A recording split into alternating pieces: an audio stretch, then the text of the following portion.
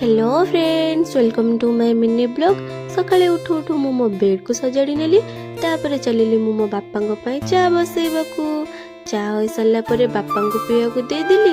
आ मो निज टिके भूसी मिश्री बतुराई देली। तापर चलिली बासन माजिबाकू। बासन माजी सारी जतबेले करे माजिली मो हाथर अवस्था किछि एमिति थिला। तापर मु पानी पुरै नेली। सेठू चलिली फूल तोड़िबाकू। भाई आनी नुआ ब्रश को टिके स्टाइल मारी देखई दे मु मोर ब्रश सारी देली।